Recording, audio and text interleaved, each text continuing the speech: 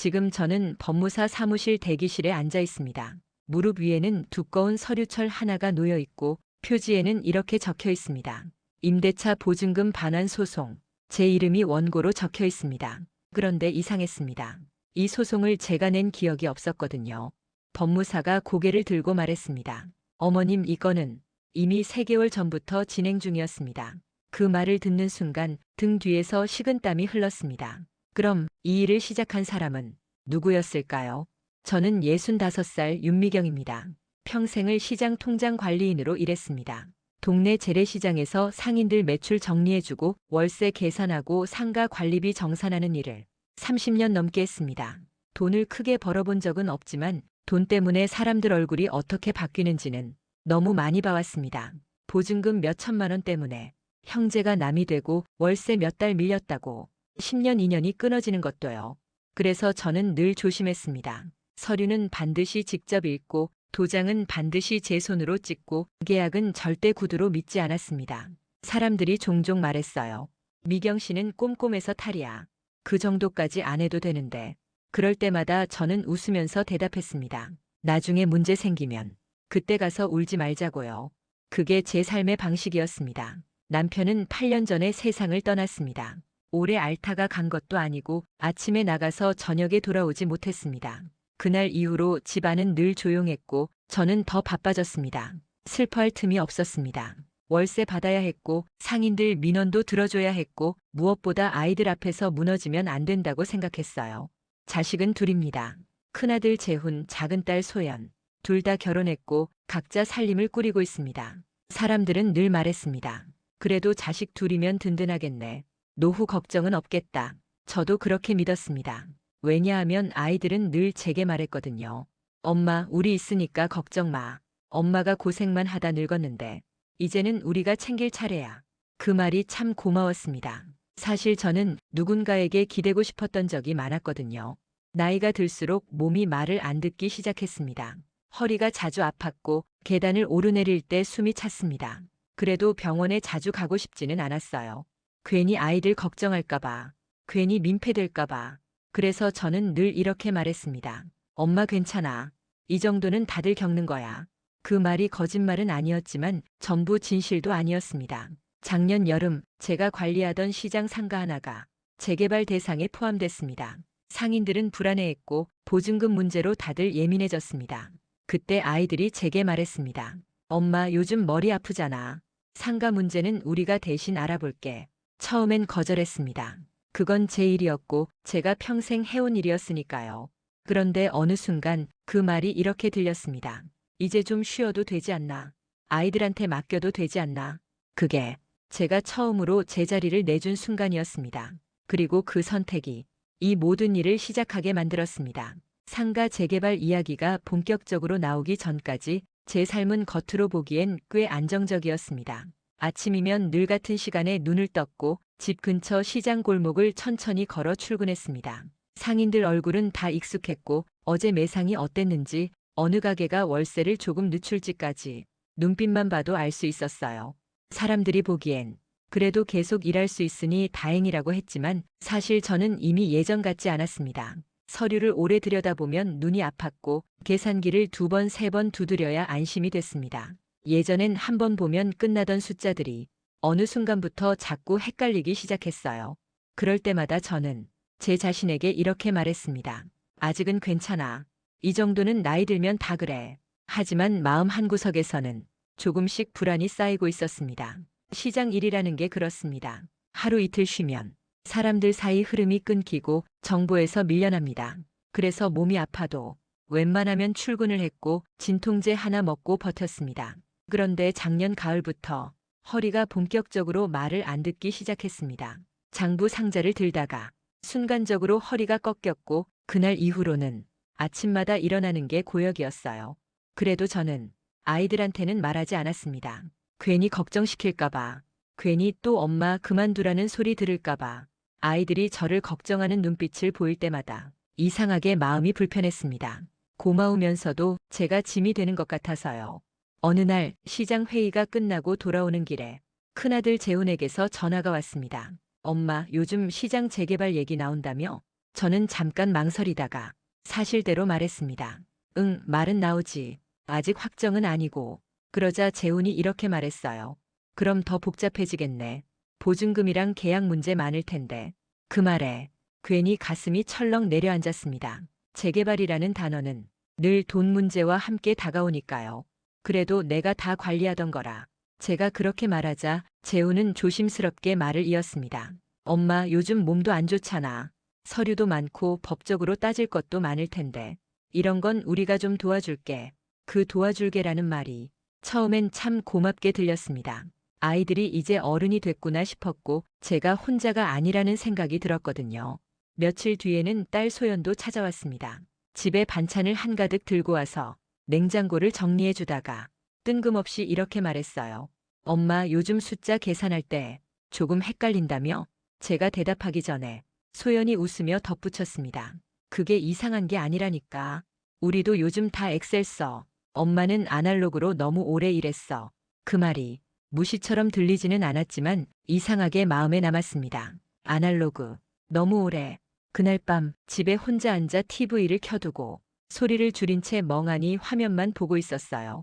머릿속에는 오늘 헷갈렸던 숫자 하나 서명할 때 잠깐 멈칫했던 순간, 그리고 아이들의 말이 계속 떠올랐습니다. 내가 정말 예전 같지 않은 걸까? 내가 괜히 버티고 있는 건 아닐까? 사람은 자기가 약해졌다는 걸 인정하기까지 아주 오랜 시간이 걸립니다. 저 역시 그랬습니다. 아직 괜찮다고, 아직 할 수 있다고 스스로를 다독였지만 몸은 이미 신호를 보내고 있었어요. 며칠 뒤 시장 상인 한 분이 보증금 관련 서류를 들고 와서 설명을 해달라고 했습니다. 평소 같았으면 한 번 보고 바로 말해줬을 내용을 그날은 3번이나 다시 봤습니다. 그 모습을 본 상인이 농담처럼 말했어요. 통장님도 이제 쉬실 때가 됐나 봐요. 웃으면서 넘겼지만 그 말이 가슴에 콕 박혔습니다.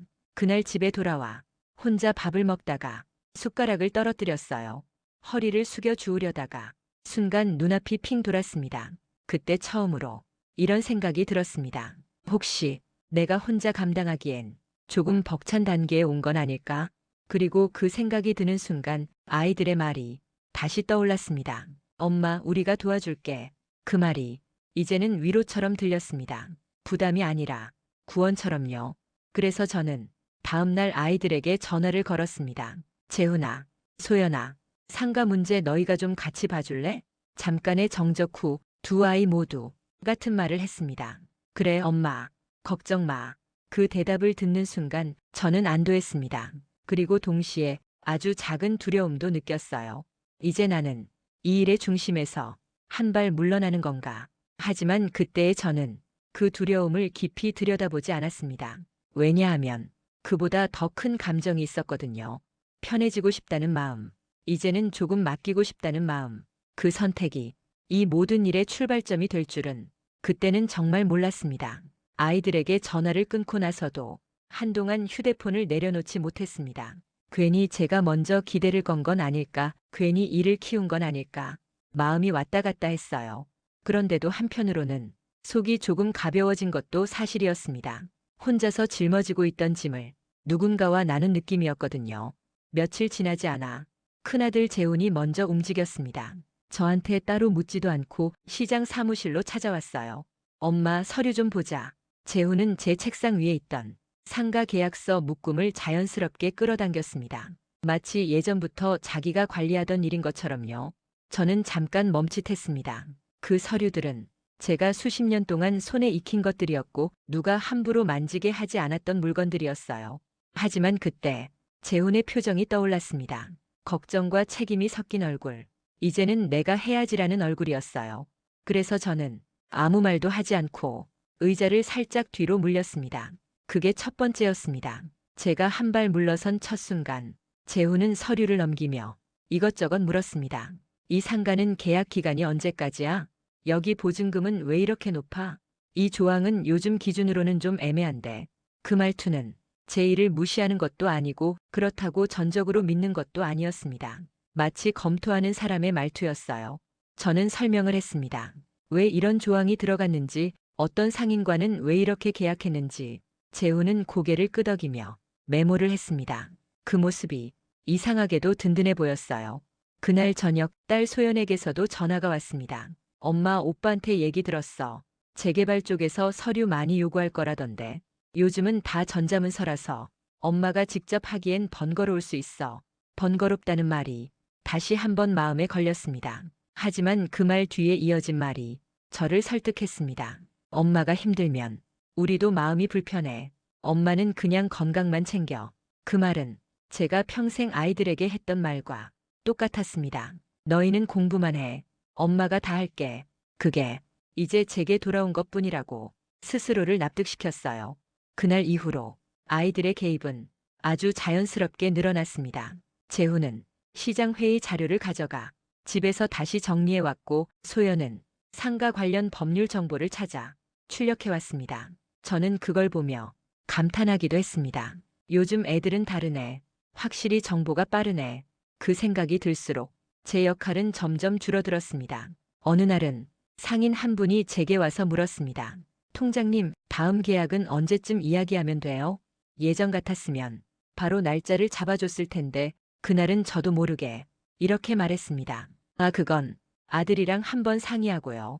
그 말을 하고 나서 제가 잠깐 멈췄습니다. 아들이랑 상의라는 말을 제가 제 입으로 했다는 게 조금 낯설었거든요. 그날 집에 돌아와 혼자 저녁을 먹으면서 문득 이런 생각이 들었습니다. 이제 나는 결정권자가 아니라 보고하는 사람이 된 건가. 하지만 그 생각을 곧 지워버렸습니다. 괜히 스스로를 쓸모없게 만드는 것 같았거든요. 며칠 뒤 재훈이 제게 서류 하나를 내밀었습니다. 엄마, 이거 하나만 사인해줘. 그건 상가 대표자 변경 관련 위임장이었습니다. 내용은 이랬어요. 업무 처리를 위하여 윤미경은 재훈에게 일부 권한을 위임한다. 일부라는 단어가 눈에 들어왔습니다. 전부도 아니고 기간도 한정돼 있었어요. 저는 그 문장을 3번쯤 읽었습니다. 그 모습을 본 재훈이 말했습니다. 엄마, 이건 그냥 행정편이야. 엄마가 직접 안 나가도 내가 대신 처리할 수 있게 하는 거야.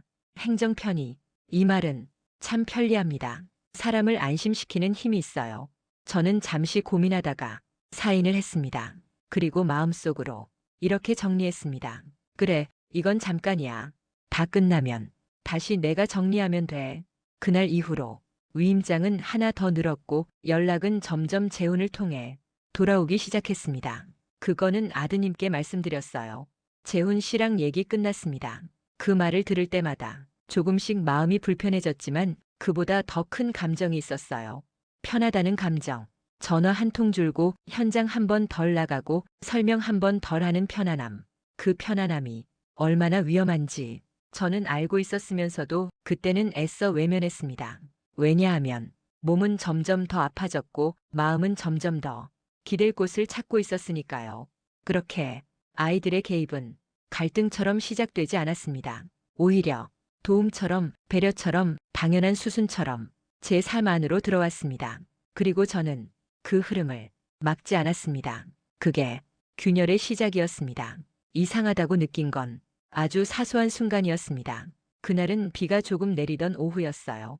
시장에 들렀다가 집으로 바로 가려던 참이었는데 관리비 정산 때문에 상인 한 분이 급하게 저를 불렀습니다. 통장님, 이번 달 관리비가 좀 이상해서요. 평소 같으면 그 자리에서 바로 장부를 열었을 텐데 그날은 제 가방 안에 장부가 없었습니다. 대신 재훈이 정리해준 얇은 파일 하나만 들어있었어요. 저는 잠시 멈칫하다가 상인에게 말했습니다. 그건 제가 다시 확인해서 연락드릴게요. 그 말을 하고 돌아서는 순간 마음 한구석이 살짝 걸렸습니다. 왜 장부를 안 들고 왔지? 언제부터 나는 이걸 직접 안 보고 있었지? 집에 돌아와 재훈에게 전화를 걸었습니다. 재훈아, 관리비 정산표 어디까지 정리했니? 재훈은 망설임 없이 대답했습니다. 엄마, 그건 내가 다 보고 있어. 이번 달 거는 이미 정리 끝났어. 그 말투가 너무 자연스러워서 되묻지 못했습니다. 아, 그래?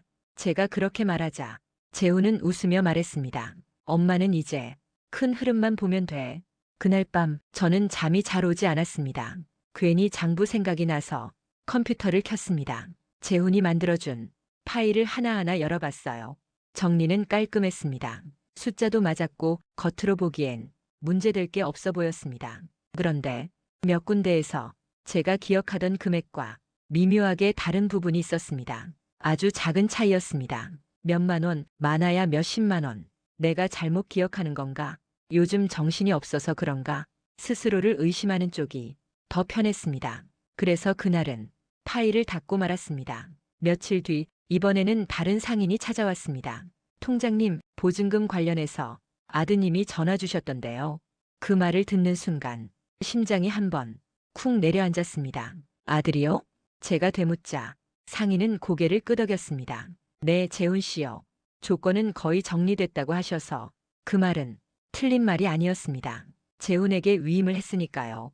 그런데 이상하게도 제가 빠진 채로 이야기가 진행되고 있다는 느낌이 처음으로 들었습니다. 집에 돌아와 이번에는 소연에게 전화를 걸었습니다. 소연아, 너 혹시 오빠랑 상가 얘기 많이 해? 소연은 잠시 침묵하다가 이렇게 말했습니다. 엄마, 오빠가 다 알아서 해. 엄마는 요즘 몸도 안 좋잖아. 그 말이 위로처럼 들리면서도 어딘가에서 저를 밀어내는 느낌이 들었습니다. 며칠 뒤 재개발 관련 회의가 있다는 연락을 받았습니다. 예전 같았으면 제가 당연히 참석했을 자리였어요. 그런데 연락은 제게 온 게 아니라 재훈에게 먼저 갔습니다. 재훈은 저에게 회의가 끝난 뒤에야 말했습니다. 엄마, 오늘 회의 있었어. 대충 이런 방향으로 흘러가. 대충. 그 단어가 유난히 크게 들렸습니다. 나도 같이 갔어야 하는 거 아니야? 제가 조심스럽게 묻자 재훈은 잠깐 망설이다가 말했습니다. 엄마, 회의가 좀 길고 복잡했어. 괜히 엄마 힘들까 봐. 그 말에 더 이상 따지지 않았습니다.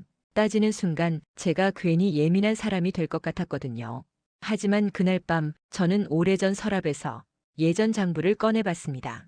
제 손으로 쓴 숫자들, 연필 자국, 종이 가장자리에 남아있는 커피 얼룩, 그 모든 게 아직도 생생했습니다. 나는 이걸 평생 해왔는데 그 생각이 들자 갑자기 서러움이 밀려왔습니다. 며칠 후 관리비 입금 내역을 보다가 결정적인 장면을 보게 됐습니다. 입금 계좌가 기존과 달라져 있었습니다. 크게 눈에 띄지 않게 아주 자연스럽게 다른 계좌가 하나 끼어 있었습니다. 저는 그 계좌를 한참 동안 바라봤습니다. 이게 뭐지? 재훈에게 바로 묻지 못했습니다. 괜히 제가 괜한 오해를 하는 것 같았거든요. 그래서 은행에 들렀습니다. 창구 직원에게 조심스럽게 물었습니다. 이 계좌 언제부터 바뀐 건가요? 직원은 컴퓨터를 확인하더니 담담하게 말했습니다. 2달 전쯤이요. 대리인으로 등록된 분이 변경 요청하셨어요. 대리인이요? 제가 되묻자 직원은 고개를 끄덕였습니다. 네, 윤미경님 아드님으로 등록돼 있습니다. 그 순간 몸이 차갑게 식었습니다. 틀린 건 없었습니다. 위임은 제가 했고 법적으로 문제도 없었습니다. 그런데 이상했습니다. 왜 저는 이걸 지금 알게 된 걸까요? 왜 아무도 제게 말해주지 않았을까요? 집으로 돌아오는 길 버스 창에 비친 제 얼굴이 낯설게 보였습니다. 그날 저는 확신하지는 못했지만 분명히 느꼈습니다. 무언가가 제가 모르는 사이에 움직이고 있다는 것, 그리고 그 중심에 제가 아니라 아이들이 서 있다는 것, 그게 제가 처음으로 이건 좀 이상하다고 생각한 순간이었습니다. 이상하다는 생각은 사람을 쉽게 지치게 합니다. 확실하지도 않은데 마음만 계속 무거워지니까요. 그래서 저는 며칠 동안 아무 말도 하지 않았습니다. 괜히 예민한 노인처럼 보일까봐, 괜히 아이들과의 관계를 스스로 망칠까봐. 괜찮을 거야. 설마 내 자식들이. 그 생각을 수십 번은 되뇌었습니다. 그런데 사람 마음이라는 게 그렇습니다.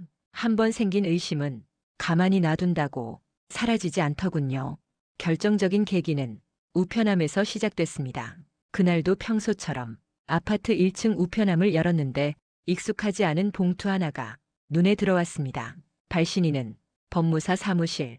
저는 순간 심장이 덜컥 내려앉았습니다. 법무사? 내가 무슨 일을 맡긴 적이 있었나? 봉투를 뜯는 손이 자꾸 떨렸습니다. 괜히 복도에서 한 번 더 주변을 둘러보고 집에 올라와 문을 닫고 나서야 봉투를 열었습니다.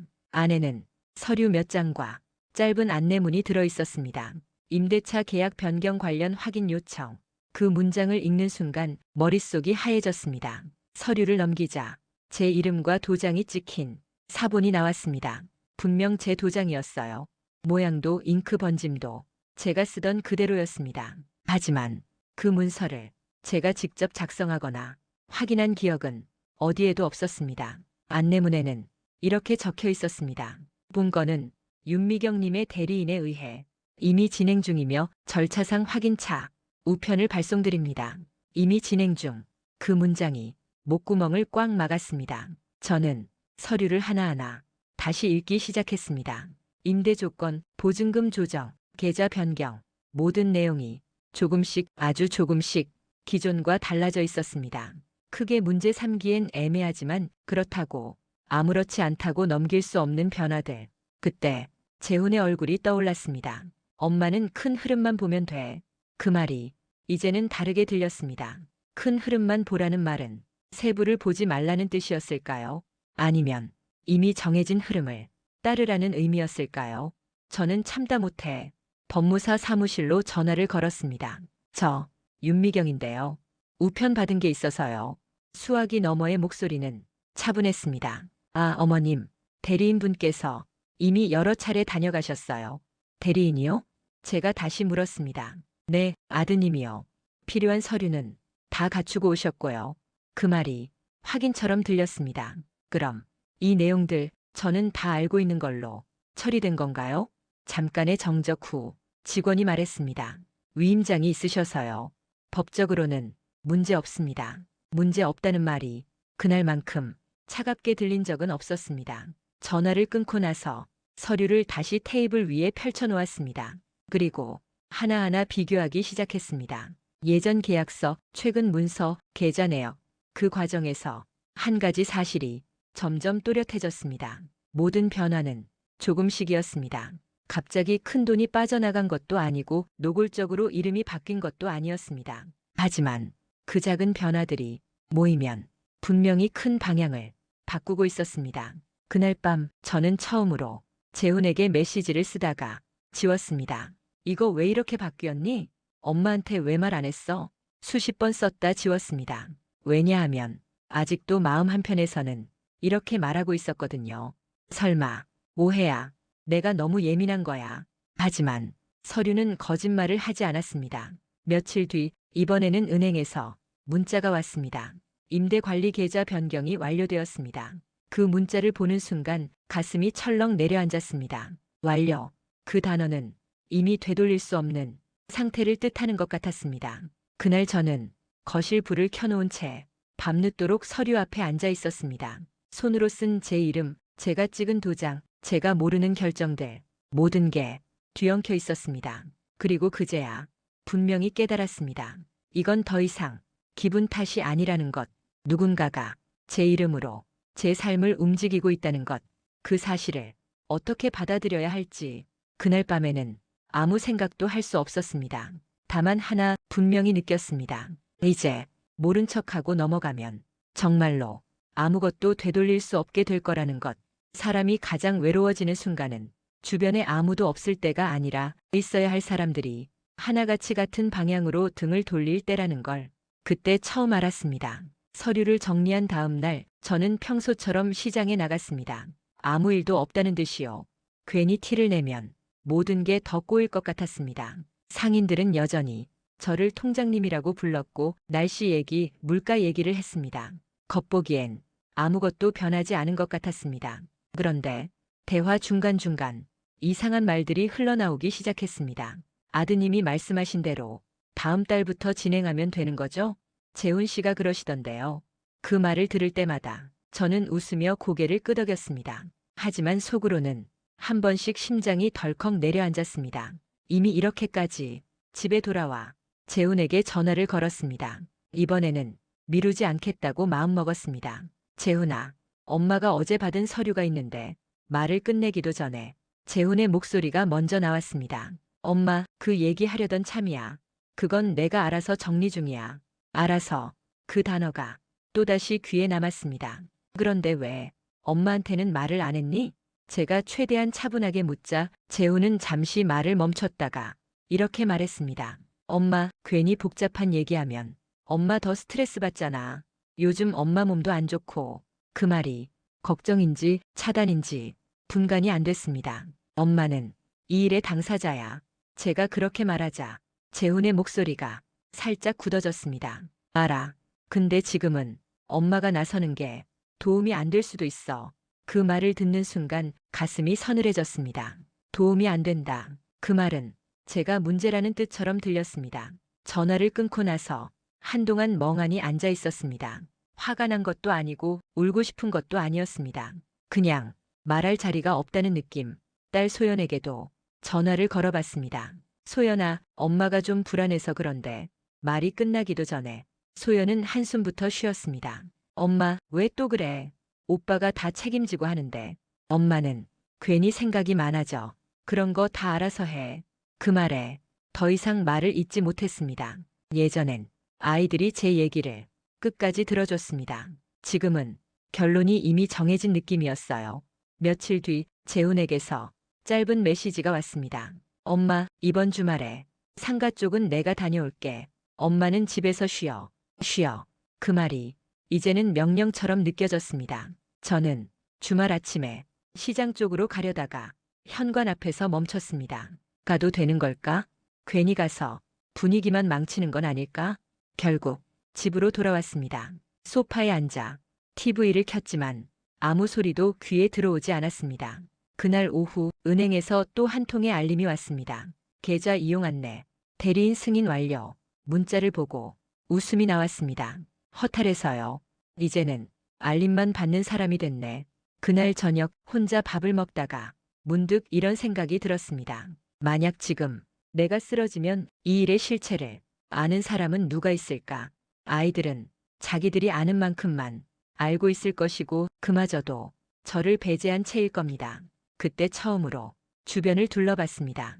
남편은 이미 없고 아이들은 저보다 앞서가 있고 상인들은 이미 재혼을 통해 움직이고 있고 저는 어느새 이 일의 중심이 아니라 가장자리로 밀려나 있었습니다. 그날 밤 예전 친구에게 전화를 걸까 하다가 그만뒀습니다. 이 나이에 자식 얘기 꺼내서 뭘 얻겠어. 그렇게 생각하니 전화기를 내려놓게 되더군요. 그날 이후로 저는 말을 아꼈습니다. 묻지 않았고 확인하지 않았고 의심도 입 밖으로 꺼내지 않았습니다. 왜냐하면 말을 꺼내는 순간 잃을 게 더 많아질 것 같았거든요. 하지만 침묵 속에서도 한 가지는 분명해졌습니다. 이제 제가 선택하지 않으면 모든 선택은 제 이름으로 다른 사람이 하게 된다는 것, 그리고 그 선택의 결과를 제가 감당해야 한다는 것, 그 사실이 저를 완전히 혼자로 만들었습니다. 결국 사람은 더 이상 미룰 수 없을 때 움직이게 됩니다. 그 계기는 뜻밖에도 아주 평범한 전화 한 통이었습니다. 은행에서 걸려온 전화였어요. 윤미경 고객님이시죠? 이번 주 안으로 서류 확인을 한 번만 더 부탁드리려고요. 그 말에 저는 반사적으로 물었습니다. 무슨 서류요? 잠깐의 정적 후 직원이 말했습니다. 임대관리 계좌와 관련된 최종 변경 건입니다. 대리인 단독 처리로 넘어가기 전에 본인 확인 절차가 필요해서요. 단독 처리, 그 단어를 듣는 순간 이게 마지막이라는 생각이 들었습니다. 지금 확인하지 않으면 정말로 모든 권한이 제 손을 완전히 떠나게 되는 상황. 저는 전화를 끊고 한동안 가만히 앉아 있었습니다. 그리고 아주 조용히 결심했습니다. 이번에는 피하지 않겠다고. 다음 날 아침 저는 오랜만에 정장을 꺼내 입었습니다. 시장에 나갈 때 입던 옷이 아니라 사람들 앞에 서야 할 때 입던 옷. 거울 앞에 서서 제 얼굴을 한참 바라봤습니다. 예전보다 주름은 늘었고 눈빛도 조금 흐려졌지만 그래도 여전히 제 얼굴이었습니다. 은행은 생각보다 조용했습니다. 번호표를 뽑고 의자에 앉아 기다리는 동안 손에 땀이 났습니다. 괜히 온 건 아닐까? 이제 와서 뭘 바꿀 수 있을까? 그런 생각이 계속 고개를 들었습니다. 제 번호가 불렸고 창구 직원 앞에 앉았습니다. 젊은 직원이 컴퓨터 화면을 보며 말했습니다. 윤미경님, 현재 계좌 관리 권한은 아드님 단독으로 전환 예정입니다. 저는 숨을 고르고 조용히 말했습니다. 그 전에 제가 직접 확인하고 싶은 게 있습니다. 직원은 고개를 끄덕이며 서류 몇 장을 꺼냈습니다. 이건 2달 전 변경된 내용이고요. 이건 대리인 요청으로 처리됐습니다. 서류를 하나하나 보면서 저는 점점 확신하게 됐습니다. 이건 단순한 도움이 아니었습니다. 이미 구조 자체가 저를 배제한 채 움직이고 있었어요. 이 모든 변경이 제 동에 하해된 걸로 처리돼 있나요? 제가 묻자 직원은 망설임 없이 대답했습니다. 네, 위임장이 있으셔서요. 그 말이 또 한 번 제 가슴을 눌렀습니다. 저는 잠시 고개를 숙였다가 다시 들었습니다. 그럼 지금이라도 중단할 수 있나요? 직원은 조심스럽게 말했습니다. 가능은 합니다. 다만 대리인분과 갈등이 생길 수 있습니다. 갈등, 그 단어가 이제는 두렵지 않았습니다. 이미 충분히 멀어졌으니까요. 중단해 주세요. 제가 말했습니다. 목소리는 생각보다 떨리지 않았습니다. 직원은 다시 한번 확인했습니다. 본인 의사 맞으신가요? 이후 절차는 직접 진행하셔야 합니다. 저는 고개를 끄덕였습니다. 네, 제가 하겠습니다. 서류에 서명하는 동안 손은 떨렸지만 머릿속은 오히려 차분해졌습니다. 이게 내 선택이다. 결과가 어떻든 내 이름으로 하자. 은행을 나서는데 휴대폰이 울렸습니다. 재훈이었습니다. 잠깐 망설이다가 전화를 받았습니다. 엄마, 은행에서 연락 왔어. 왜 절차를 중단했어? 그 목소리에는 당황과 짜증이 섞여 있었습니다. 저는 잠시 숨을 고르고 차분하게 말했습니다. 재훈아, 엄마가 직접 확인하고 싶어서. 엄마, 이러면 일이 더 복잡해져. 괜히 나서서. 그 말을 끝까지 듣지 않았습니다. 이건 엄마 일이야. 제가 처음으로 분명하게 말했습니다. 전화기 너머에서 재훈이 말을 잇지 못했습니다. 도와주는 건 고마워. 하지만 몰래 결정하는 건 도움이 아니야. 잠시 침묵 후 재훈이 낮은 목소리로 말했습니다. 엄마, 나를 못 믿겠다는 거야? 그 질문에 저는 바로 대답하지 않았습니다. 대신 이렇게 말했습니다. 엄마가 나 자신을 잃어가고 있었어. 그 말 이후로 대화는 길어지지 않았습니다. 전화를 끊고 나서 밖에 서서 한참을 하늘을 올려다봤습니다. 마음이 아프지 않은 건 아니었습니다. 아마도 이 선택의 대가는 곧 오겠지요. 하지만 한 가지는 분명했습니다. 이제 저는 도망치지 않았다. 비록 늦었을지라도, 비록 혼자였을지라도 제 이름으로 제 삶을 붙잡았습니다. 그리고 그 선택이 어떤 결말로 이어질지는 아직 알 수 없었지만 적어도 한 가지는 확실했습니다. 이제는 모든 것이 드러날 차례라는 것. 은행에서 나온 지 이틀 뒤였습니다. 이번에는 제가 먼저 움직이지 않아도 전화가 쏟아지기 시작했습니다. 법무사 사무실, 은행 지점, 그리고 시장 재개발 담당 부서까지 공통된 말은 하나였습니다. 윤미경님, 절차가 전부 중단되었습니다. 추가로 확인해야 할 사항이 생겼습니다. 확인해야 할 사항. 그 말이 이번에는 무섭지 않았습니다. 왜냐하면 이제 모든 서류가 제 손에 있었으니까요. 저는 은행에서 받은 서류를 들고 법무사 사무실을 다시 찾았습니다. 이번엔 확인이 아니라 정리를 하러 간 자리였습니다. 법무사는 서류를 한 장 한 장 넘기다가 잠시 손을 멈췄습니다. 어머님, 이건 단순 위임이 아닙니다. 그 말에 저는 고개를 들었습니다. 어디까지 진행됐습니까? 제가 묻자 법무사는 조용히 말했습니다. 일부 계약은 이미 어머님께 불리한 방향으로 변경되어 있었습니다. 다만 확정 전 단계라 지금 멈춘 게 정말 다행입니다. 그 순간 가슴 깊숙한 곳에서 무언가가 풀리는 느낌이 들었습니다. 늦었지만 아주 늦지는 않았다는 안도감. 그리고 그날 오후 결정적인 사실이 하나 더 드러났습니다. 재훈이 상가 관련 계좌 중 하나를 본인 명의와 연결된 임시관리 계좌로 옮겨두었다는 사실이었습니다. 불법은 아니었습니다. 하지만 명백히 저에게 알리지 않은 일이었고 의도적인 구조였습니다. 법무사는 분명하게 말했습니다. 어머님, 이건 도와준 것이 아니라 관리권을 가져간 것입니다. 그 말이 모든 걸 정리해줬습니다. 그날 저녁 저는 아이들을 집으로 불렀습니다. 이번에는 설명하지 않았습니다. 설득도 하지 않았습니다. 그냥 서류를 테이블 위에 차례대로 올려놨습니다. 재훈은 서류를 보자마자 얼굴이 굳었습니다. 엄마, 이건 오해야. 다 엄마를 위해서. 그 말을 끝까지 듣지 않았습니다. 재훈아, 엄마 이름으로 돈을 움직였지. 그 한마디에 재훈은 입을 다물었습니다. 소연이 급하게 말했습니다. 엄마, 우리가 너무 앞서간 건 맞는데. 저는 처음으로 목소리를 높였습니다. 앞서간 게 아니야. 넘어온 거야. 그 방 안에 침묵이 흘렀습니다. 엄마는 늙었지만 멍청하지는 않아. 도와주는 거랑 빼앗는 건 다르다. 그 말에 재우는 고개를 숙였습니다. 엄마, 미안해. 그 사과는 늦었지만 가볍지는 않았습니다. 저는 차분하게 마지막 말을 했습니다. 앞으로 엄마 일은 엄마가 한다. 도움이 필요하면 내가 먼저 말할게. 그날 이후 모든 권한은 제 이름으로 되돌아왔습니다. 계좌도 계약도 연락도 시장은 다시 저를 중심으로 움직이기 시작했고 사람들은 다시 저에게 물었습니다. 통장님, 이건 어떻게 할까요? 그 말을 들을 때마다 저는 속으로 웃었습니다. 며칠 뒤 재훈에게서 짧은 문자가 왔습니다. 엄마, 앞으로는 허락 없이 아무것도 안 할게. 저는 답장을 하지 않았습니다. 그 대신 이렇게 생각했습니다. 말보다 행동을 보자. 지금도 아이들과의 관계가 완전히 예전 같지는 않습니다. 하지만 분명한 건 하나입니다. 저는 제 이름을 되찾았습니다. 노후란 누군가에게 맡기는 시간이 아니라 스스로 선택할 수 있는 마지막 권리라는 걸 이 일을 통해 배웠습니다. 그리고 그 권리는 아무리 가까운 사람이라도 함부로 대신할 수 없다는 것도요. 이제 저는 누군가의 엄마이기 전에 제 삶의 주인으로 살고 있습니다. 그게 제가 얻은 가장 통쾌한 결말입니다.